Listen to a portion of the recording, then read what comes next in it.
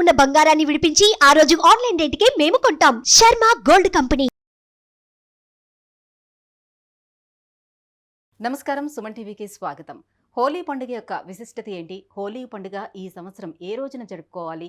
24వ తారీఖున లేదా 25వ తారీఖున? ఈ విషయాలను తెలియజేసేందుకు మనతో పాటు ఉన్నారు ప్రముఖ జ్యోతిష్య శాస్త్ర నిపుణులు బ్రహ్మశ్రీ నందిపట్ల శ్రీహరి శర్మ గారు. గురుగారు నమస్కారం అండి. వాగర్థ వివ సంపృక్తౌ వాగర్థ ప్రతిపత్తయే జగతః పితరౌ వందే పార్వతీ పరమేశ్వరౌ. అన్నపూర్ణే సదాపూర్ణే శంకరః ప్రాణవల్లభే జ్ఞానవైరాగ్య సిద్ధ్యర్థం భిక్షాం దేహి చ పార్వతి. మాతా చ పార్వతీదేవి పితాదేవో మహేశ్వరః బాంధవా శివభక్తాశ్చ స్వదేశో భువనత్రయం. సదాశివసమారంభాం శంకరాచార్యమధ్యమాం అస్మదాచార్యపర్యంతం వందే గురుపరంపరాం. ఆదిత్యాయ చ సోమాయ మంగళాయ బుధాయ చ గురుశుక్రశనిభ్యశ్చ రాహవే కేతవే నమః. శృంగేరి జగద్గురు పీఠాధిపతులు శ్రీ శ్రీ శ్రీ భారతీ తీర్థ మహాస్వాముల వారికి, శ్రీ శ్రీ శ్రీ విధుశేఖర భారతీ తీర్థ మహాస్వాముల వారికి, కంచి కామకోటి పీఠాధిపతులు శ్రీ శ్రీ శ్రీ విజేంద్ర సరస్వతి మహాస్వాముల వారికి ప్రణామములు తెలియజేసుకుంటూ కార్యక్రమాన్ని ప్రారంభిద్దాం. గురుగారు, ఈ సంవత్సరం హోలీ పండుగ ఏ రోజున జరుపుకోవాలి అనే కన్ఫ్యూజన్ కొంతమందిలో ఉందండి. 24న పౌర్ణమి వస్తుంది, 24న జరుపుకోవాలా లేదంటే 25వ తారీఖున జరుపుకోవాలని. అలాగే హోలీ పండుగ యొక్క విశిష్టత ఏంటో తెలియజేస్తారా? ముందుగా వీక్షించేటువంటి సుమన్ టీవీ ప్రేక్షకులకి హోలీ పండుగ శుభాకాంక్షలు తెలియచేసుకుంటూ కార్యక్రమాన్ని ప్రారంభిద్దాం. హోలీ పండుగ, దీనినే మదన పూర్ణిమ, అలాగే హోలీ పండుగ, కాముడి పున్నమి, ఇలా రకరకాల పేర్లతో పిలుచుకుంటుంటారు. ఈ హోలీ పండుగకి చాలా విశిష్టత ఉంది, చాలా ప్రభావవంతమైనది కూడా. మనకు శాస్త్ర ప్రకారం చూసుకున్నట్లయితే 4 అహోరాత్రులు. అహోరాత్రులు అని అంటే రాత్రిపూట జరుపుకునే పండుగలు అని అర్థం. మహాశివరాత్రి, మదన పూర్ణిమ అదే హోలీ పండుగ, జన్మాష్టమి, దీపావళి, ఇవన్నీ కూడాను రాత్రి పర్వదినాన జరుపుకునేటువంటి పండుగలు. వీటికి గొప్ప ప్రాముఖ్యత అంటే 1000 సూర్యగ్రహణాలు, 1000 చంద్రగ్రహణాలలో ఎంతటి బలం ఉంటుందో, అంటే ఆ సమయానికి ఈ అహోరాత్రులకి అంతటి బలం ఉంటుంది. కాబట్టి దేవతా పూజలు చేసుకునే వాళ్ళు ఈ 4 రోజులలో గనక ఇష్టదేవత ఆరాధన చేసుకుంటే 1000 సూర్యగ్రహణాలు, 1000 చంద్రగ్రహణాలు జపం చేసినటువంటి పుణ్య ఫలితం దక్కుతుంది. కాముడి దహనం, కాముడి పున్నమి, హోలీ పండుగకి ఒక విశిష్టత ఉంది. అసలు ఈ హోలీ పండుగకి ప్రధానమైనటువంటిది పురాణ గాథ ఒకటి ఉంది. శ్రీహరి దగ్గర ఉన్నటువంటి జయ విజయులు అంటే మనకు ఒక రకంగా అంగరక్షకులు లేదా ద్వారపాలకులు. వారికి వచ్చినటువంటి శాపవశాత్తు 3 జన్మలలో ఆ శ్రీహరిని శత్రువుగా పుట్టి తదనంతరం విష్ణు సాయుధ్యాన్ని పొందుతారు. అయితే ఈ హిరణ్యకశిపుడు హిరణ్యాక్షకుడుగా జన్మించినటువంటి వాళ్ళు కాబట్టి హిరణ్యకశిపుడి యొక్క గర్భాన ప్రహ్లాదుడు, భాగవతోత్తముడైనటువంటి ప్రహ్లాదుడు జన్మించాడు. జన్మతః విష్ణుద్వేషి అయినటువంటి హిరణ్యకశిపుడు తన కడుపున పుట్టినటువంటి సంతానమైనటువంటి ప్రహ్లాదుని యొక్క విష్ణు భక్తిని చూసి ఓర్వలేక కలత చెందినవాడై కోపముతో ఆ ప్రహ్లాదుని నానా విధాలుగా భయపెట్టసాగాడు. ఎన్ని ప్రయత్నాలు చేసినా ఏ ప్రయత్నము ఫలించలేదు. చివరికి హిరణ్యకశిపుడి చెల్లెలు అయినటువంటి హోళిక అనేటువంటి రాక్షసి ఆఖరి ప్రయత్నంగా నేను ఈ ప్రహ్లాదుని సంహరిస్తానన్నయ్య అని చెప్పి మొత్తం ఒక పెద్ద అగ్నిగుండాన్ని ఏర్పరచుకొని ఆ అగ్నిగుండంలో తన యొక్క శరీరంలో పెట్టుకొని, అనగా చేతులతో పట్టుకొని ఆ అగ్నిగుండంలో దూకింది.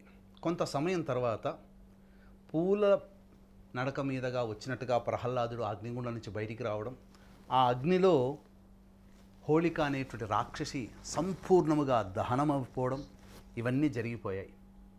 ఆ రోజునే కాముని పౌర్ణమి లేదా హోళిక, రాక్షసి చనిపోయింది కాబట్టి హోళీ పండుగ జరుపుకుంటుంటారు. ఈ యొక్క పురాణ గాథని అనుసరించి అప్పటి నుంచి కూడా, క్రీస్తు పూర్వం నుంచి కూడా ఈ యొక్క పండుగను జరుపుకున్నట్టుగా మనకు ఆధారాలు ఉన్నాయి. బంగ్లాదేశ్లో, నేపాల్లో, అలాగే కొన్ని దేశాల్లో, ముఖ్యంగా భారతదేశంలో ఈ హోళీ పండుగను చాలా గొప్పగా జరుపుకుంటుంటారు.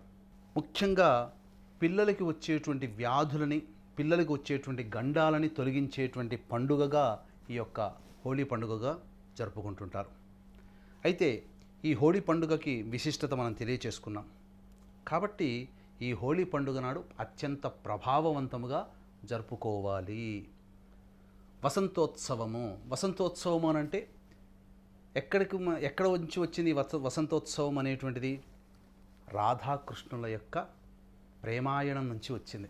కృష్ణుడు తన గోపికలతో ఈ హోళీ పండుగను వసంతోత్సవంగా రంగులతో చిలకరించుకుంటూ ఆనందంతో పండుగను జరుపుకున్నట్టుగా మనకు మహాభారతంలోను భాగవతంలోనూ కూడా ప్రస్తావన ఉంది. కాబట్టి అనాదిగా ఈ యొక్క పండుగ ఆచారం అనేటువంటిది ఉంది. అయితే మనకు ఈ హోళీ పండుగ ఉత్తరాదిన చాలా విశేషంగా జరుపుకుంటూ ఉంటుంటారు.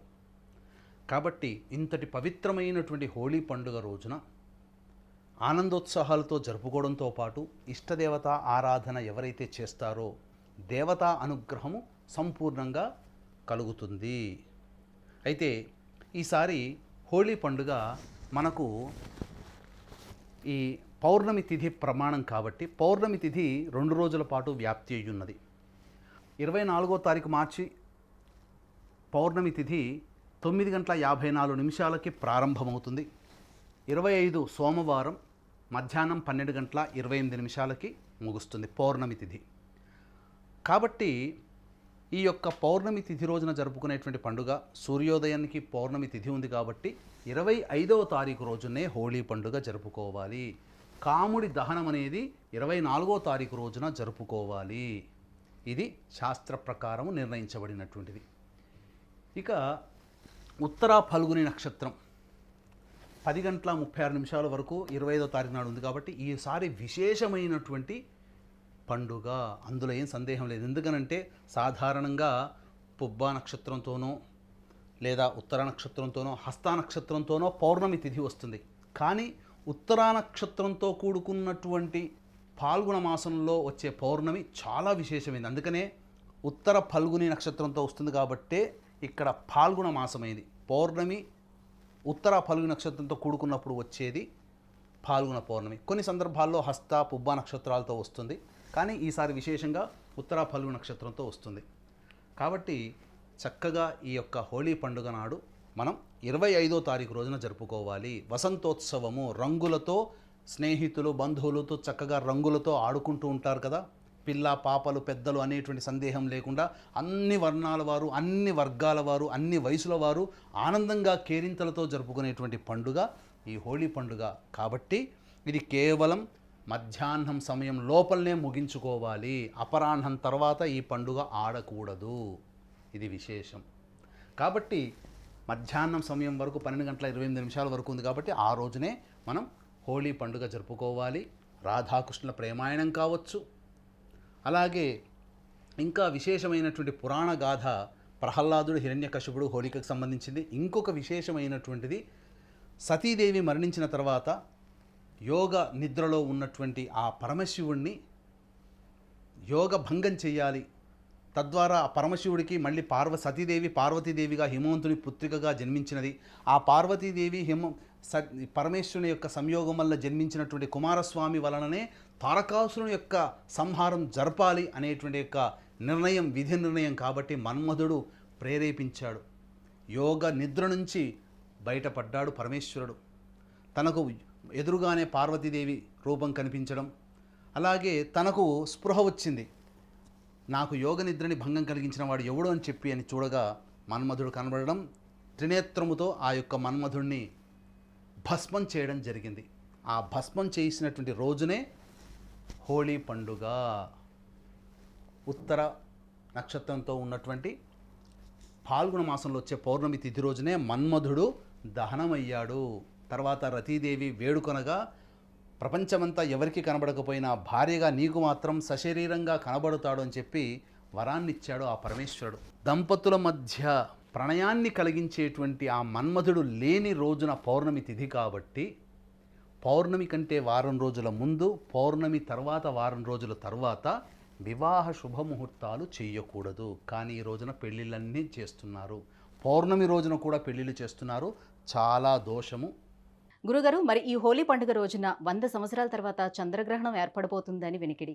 మరి ఇది మన భారతదేశంపై ఉంటుందా ఈ ప్రభావం? లేదంటే ఏ ఏ దేశాలపై ఈ చంద్రగ్రహణం ప్రభావం ఉంటుందో తెలియజేస్తారా? ఈసారి వచ్చేటువంటి హోలీ పండుగ చాలా విశేషమైనటువంటిది, ప్రభావవంతమైందని ఇంతకుముందే మనం తెలియజేసుకున్నాం. కరెక్ట్గా 100 సంవత్సరాల తర్వాత మళ్ళీ హోలీ పండుగ రోజున చంద్రగ్రహణం ఏర్పడుతుంది. 1924వ సంవత్సరంలో ఈ యొక్క చంద్రగ్రహణం ఏర్పడింది హోలీ పండుగ రోజునే. ఈసారి కూడా హోలీ పండుగ రోజునే చంద్రగ్రహణం ఏర్పడుతుంది. చంద్రగ్రహణం కనుక చూసుకున్నట్లయితే మన భారతదేశంలో చంద్రగ్రహణము కనిపించదు కాబట్టి భారతదేశంలోని ప్రజలందరూ కూడా హోలీ పండుగని ఆనందోత్సాహాలతో జరుపుకోవచ్చు. ఎటువంటి గ్రహణ దోషము, గ్రహణ సూతకము లేదు కాబట్టి భారతదేశంలోని వ్యక్తులందరూ కూడా ఈ యొక్క పండుగని ఆచరించవచ్చు. ఎవరెవరికి ఈ యొక్క ఏ దేశంలో ఉన్నటువంటి వాళ్ళు ఈ పండుగని పాటించకూడదో మనం తెలుసుకుందాం. ఈ యొక్క చంద్రగ్రహణం 100 సంవత్సరాల తర్వాత మళ్ళీ ఇప్పుడు ఏర్పడుతున్నటువంటి చంద్రగ్రహణం America, Japan, Russia, Ireland, England, Spain, Portugal, Italy, Germany, France, Norway, Holland, Belgium, Switzerland ఈ దేశాలలో నివసిస్తున్నటువంటి తెలుగువారు హోలీ పండుగని ఆ రాత్రి రోజున జరుపుకోకూడదు. ఎందుకంటే రాత్రి సమయంలో అమెరికాలో ఉన్నటువంటి తెలుగు వాళ్ళకైతే 11:53 రాత్రి 24వ తారీఖు అండి, 24వ తారీఖు రాత్రి 11:53 నుంచి తెల్లవారుజామున 4:32 వరకు గ్రహణం ఉంటుంది. కాబట్టి 24వ తారీఖు రోజున కామదహనం ఈ యొక్క చెప్పినటువంటి రాష్ట్రాల్లో ఉన్నవాళ్ళు జరుపుకోకూడదు. ఇక పండుగని 25వ తారీఖు నాడు జరుపుకోవాలి. కాబట్టి ఈ దేశంలో ఉన్నటువంటి వాళ్ళందరూ కూడా పండుగని జరుపుకోవచ్చు. అయితే భారత కాలమాన ప్రకారం కనుక చూసుకున్నట్లయితే ఈ హోలీ పండుగ ఉండేటువంటి సమయం 25వ తారీఖు రోజున 10:23 నుంచి మధ్యాహ్నం 3:02 వరకు ఉంటుంది. కాబట్టి వీక్షించేటువంటి సుమన్ టీవీ ప్రేక్షకులు ఈ యొక్క స్థితిని గమనించుకోండి. అలాగే ఈ సంబంధించినటువంటి విషయాన్ని కనుక గమనించుకున్నట్లయితే వీక్షించేటువంటి సుమన్ టీవీ ప్రేక్షకులకు విజ్ఞప్తి, 2025వ సంవత్సరంలో కాశీ క్షేత్రంలో మా స్వంత భవనం అనేటువంటిది ఉన్నది. దాన్ని జీర్ణోద్ధారణ చేస్తున్నాం. అనగా నూతన వసతులతో వసతి గృహ సముదాయాన్ని నిర్మిస్తున్నాం.